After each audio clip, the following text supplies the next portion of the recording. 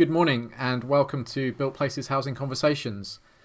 Today I'm delighted to be joined by Rob Gershon, and today we're going to be talking about the government's social housing white paper that was launched on Tuesday. Good morning, Rob. Thanks for joining me. Hi, morning, Neal. Pleasure to finally meet you, as it were. Likewise.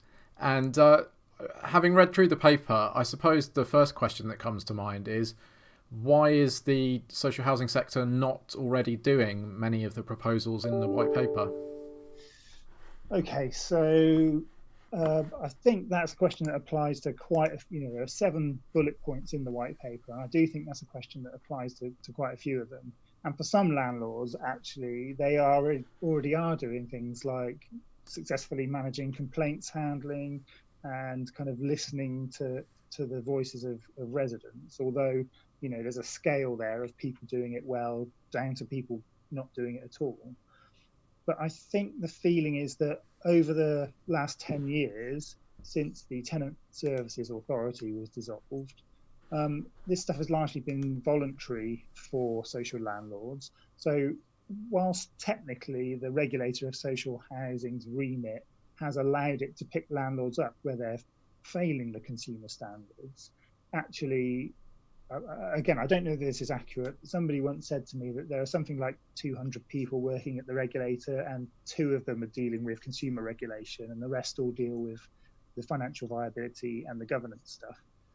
So the answer to the question is that yes, everyone should have been doing it before, but there wasn't really a framework to make sure they were. And I think the feeling after Grenfell is that there should be.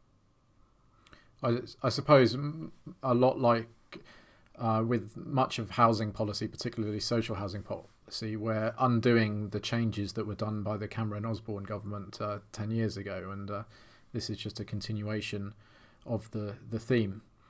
Yeah, I mean, we haven't quite, I won't give a massive history lesson, but the Tenant Services Authority was sort of suggested in 2008, and it was essentially a resident-led regulator.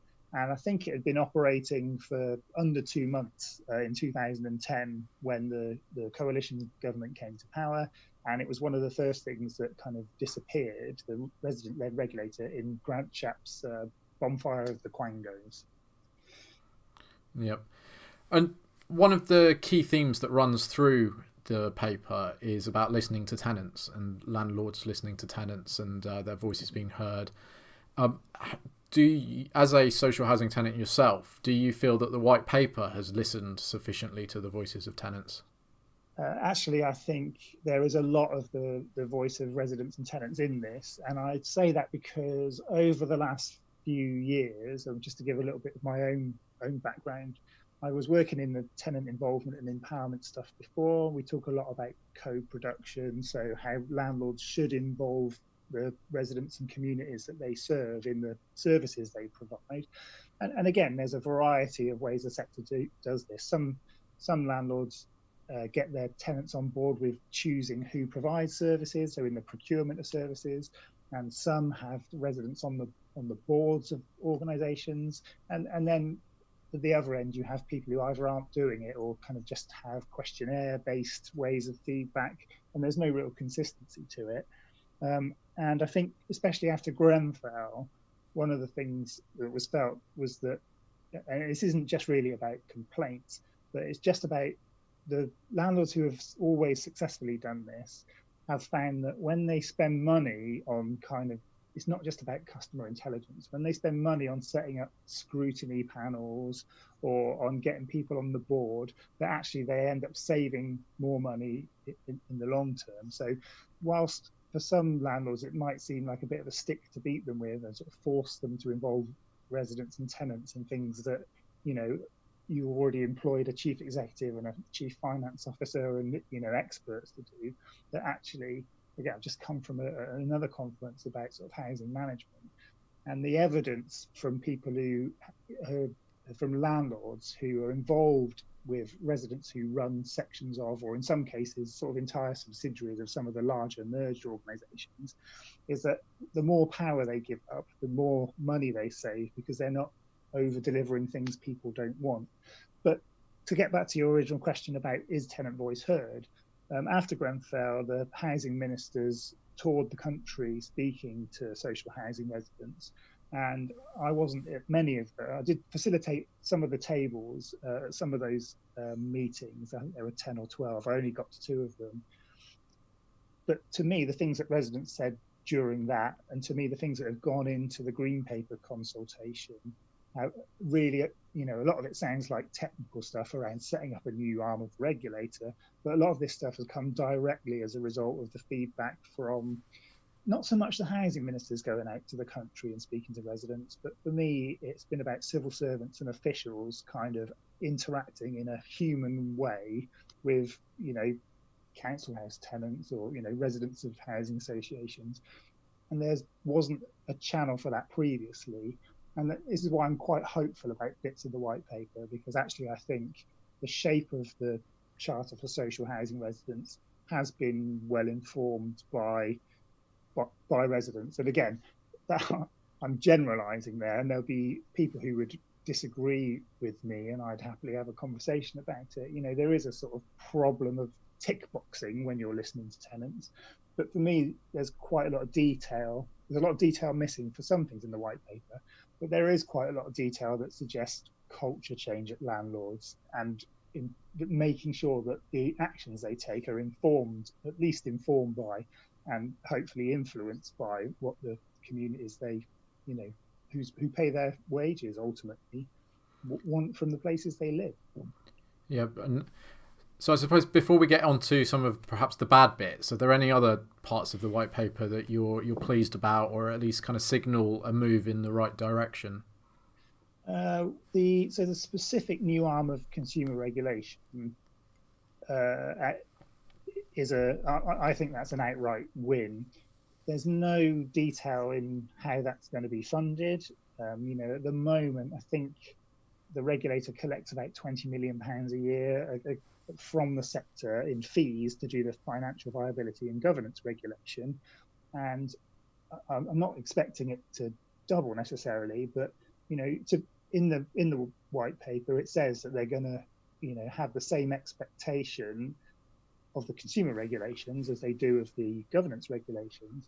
And so to me, that would, you know, again, I can't remember if the staffing 250 people is accurate, but I would expect they'd have to employ another 60 to 100 people to do this. So whilst it's positive, and whilst that should be positive, we need to, you know, see, you know, it has to be resourced. For me, one of the things really is about language and about the white paper talks about culture change within organisations, and this is both a good and a bad thing. One of the things that residents mentioned after the Grenfell fire and in the consultations with the housing minister, but also through some of the work I did on the shelter commission, was about stigmatisation. And, you know, again, people will view this differently, but as a social housing tenant, you know, stuff around Benefit Street and all that kind of thing, which is, you know, ostensibly supposed to show great communities coming together to help each other out. Really, it's a little bit exploitative, and there's a kind of a whole cultural bunch of stuff in there about, you know, widescreen TVs, trainers and drug dealing, which is, you know, not really representative of what the bulk of social housing is like, even though it's been used, you know, in recent political decision making. So when the white paper talks about culture change at landlords, that's a positive thing for me, because there are landlords who have either got so big that they've lost track of speaking like human beings to the people who live in their communities, or there are places where kind of some of those negative ideas about social housing tenants have taken root within organisations. So on the plus side, it's good the government has recognised that and is prepared to listen to residents where that's happening, and you know, not necessarily punish organisations, but help them to come away from that. But part of the problem is that the government itself, you know, as well as the Daily Mail or what have you, government itself has made policies along the lines of some of these kind of ideological misconceptions. And my worry is that the white paper is used to judge and blame landlords, that some of the responsibility within government itself is kind of forgotten. And that's not just about Grenfell, where anyone who's been following the inquiry will have seen that, on the building and fire safety side, it's not just incompetence. There's a degree of corruption, in my view, in what's happened in putting napalm on the outside of buildings. But it's one of the main things that I wanted to go into the white paper was that organisations and residents to some extent, because there is a structure of resident panels. All of us, even people like me who are supposed to be working on best practice of this stuff, there needs to be more accountability in when it goes right, but also when it goes wrong. So I'm going to shut up. That's enough.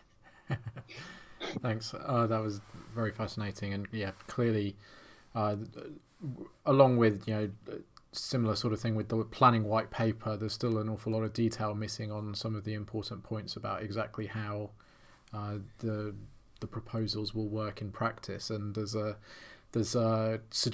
references to when parliamentary time will allow to actually push through legislation, and so there's still a fairly large degree of uncertainty about the exact time frame and process of how all of these changes may come through. And there's some crossover. So the charter, the social housing white paper specifically references the planning white paper and things like the Building Beautiful, Build Better Commission. There's a genuine belief, I think, in government that these things are tied together. And I wouldn't necessarily disagree with that. But obviously the planning white paper has also come up against some friction. One of the things I'm pleased about in the social housing white paper is that although specific things are now open to consultation, for example, they want to have a degree of professionalism amongst housing people who work in housing. I think I would have preferred to have seen something a bit more developed, so that there are voluntary, again, the Chartered Institute of Housing does kind of excellent work around training and educating people in the sector, but you don't have to have a qualification or even any knowledge about the sector to work in it. And I think, over the 3 years since Grenfell and a couple of 2.5 years since the Green Paper, I would have hoped that there could have been, the sector itself could have moved towards maybe, funding and developing some of this stuff. And then, in a way, we go back to your original question. Shouldn't some of this stuff already be being done? And the answer is yes. And actually, some of the things that should be done are still left out of the white paper. Yeah, I suppose that brings us on to the bad bits of the white paper. Are there any particular areas where you disagree with what they're suggesting, or? Chapter 7 is about the government's plans for future development of homes, and it talks solely about home ownership, which again won't be a surprise to anyone who's sort of kept tabs on the broader housing market, and certainly not in terms of the development of social housing. But I think one of the things that people within the sector, and certainly some of the residents, spoke particularly about, this, in a way, it comes back to the stigmatization. There's a kind of inadvertent stigmatization of social housing when all the funding for Help to Buy and all that kind of stuff is actually essentially for ownership products, even without talking about sort of the leasehold scandal and the cladding scandal and the sort of people who are now trapped in flats that are worthless because they've got cladding on the outside, and there's obviously an ongoing debate about that. Even without that stuff, in order making aspiration sort of in tune with being a homeowner is in itself a sort of form of, it is a bit of a form of stigmatization for people like me who are never going to own a home. I'm perfectly happy, I would sort of sing the praises of social housing. Somebody else comes and does my repairs and all that kind of thing. There are definite advantages to it, and it's not to take away from other kinds of home, but I don't think it's very, it goes back to the kind of benefit street stuff, really. But how do we talk about that sort of stuff? Should I in fact be a homeowner and buy a 1% shared ownership and all that sort of thing? I don't really want to. And I think the coronavirus has shown us that it's not about scroungers. It's just about meeting a need that kind of plugs other holes around poverty and education and food and all that sort of stuff. All this stuff is tying together for me. So I think having Chapter 7 being about government plans for future development being solely about homes for ownership is problematic. I find it a little bit offensive. I think it's inappropriate, in the white paper at all, given what the scope of the white paper is supposed to be. And I actually think it's a little, it kind of goes beyond that a little bit and is stigmatizing in itself. Yeah, and a short plug here. I will be talking to Professor Peter Williams in a couple of weeks about affordable home ownership. He's actually done a report on it recently, so we'll be looking forward to that. And one of the hopes for yourself and other campaigners in the sector was, and still is, for a renewed investment in new social housing. And I may be reading too much into it, but I found the language in the last paragraph of Robert Jenrick's introduction, where he talks about England's 4 million social homes and helping them in the years ahead. It very much suggests a static number of social housing, and as you mentioned, there's the future delivery plans are very much focused on affordable home ownership, and so it very much suggests that at the moment the social housing sector is going to remain the same size, if not smaller, through right to buy. And for me, that's a problem of economics. Ultimately, whatever anyone believes about, left politics or right politics or need or want or, people shouldn't have council houses because they're too cheap or whatever. It's an economics thing for me, in that over the years where enough social housing has been developed, and obviously we're going back before 1980 now, actually that has an effect on house prices because it tempers demand a little bit, because people who cannot afford to buy homes anyway have some kind of place to live, which doesn't drive up demand for private renting, which doesn't drive up demand for the relatively limited number of homes that are built. So whatever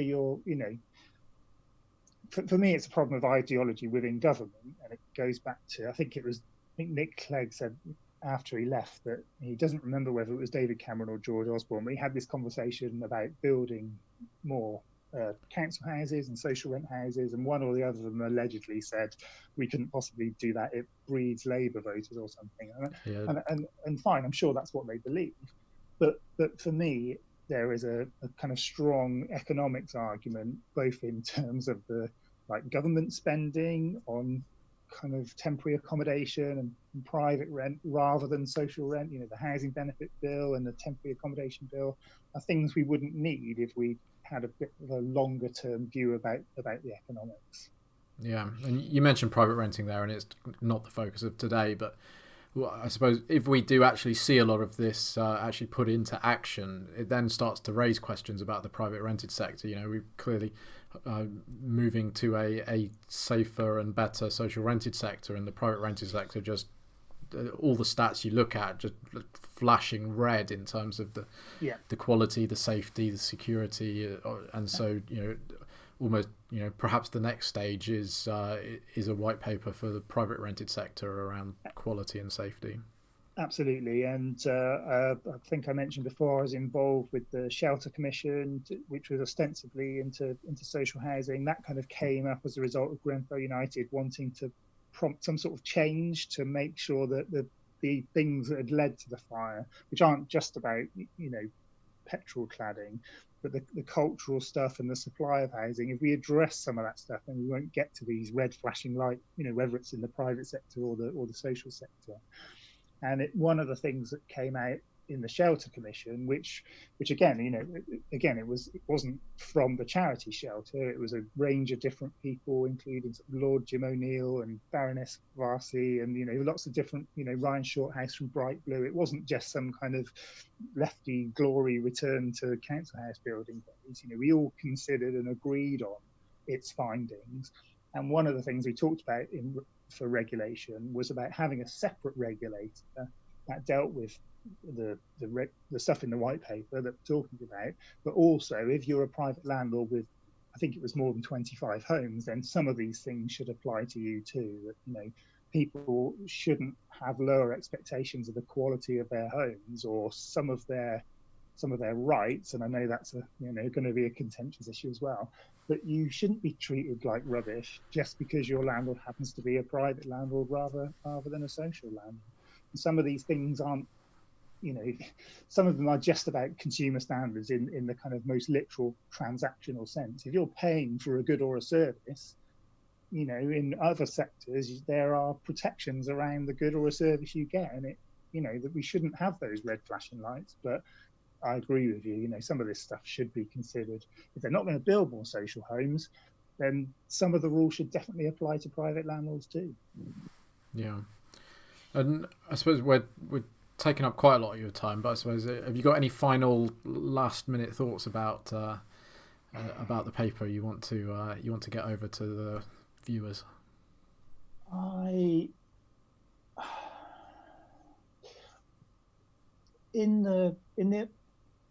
So for me, this is part of the journey since the Grenfell Tower fire, and as someone involved in attempting to get social residents and social landlords together to improve things for both of them, sometimes in a business case, sometimes in the not treating people like rubbish case.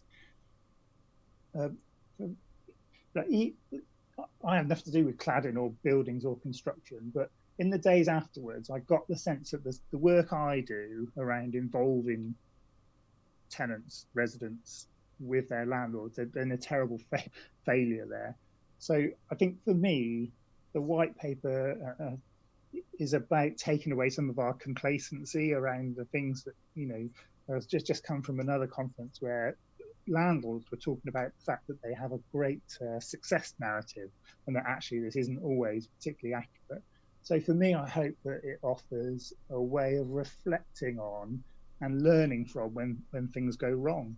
And I understand why sectors are not good at talking about when things go wrong. And it's not about blame culture for me. It's about getting this stuff out into the open and fixing it, and then dealing with the accountability separately. It's my personal view that some of the things in the Grenfell inquiry should send people to prison, but I still think we have to kind of drag this stuff out into the light and look at why it happened and how we can prevent it happening through things like the white paper, which isn't perfect, but for me is a good sort of set of starting points. And I suppose that's the perfect time to end there. So, Rob, thank you very much for your time. It's been a delight to talk to you. Thank you, Neil. An absolute pleasure.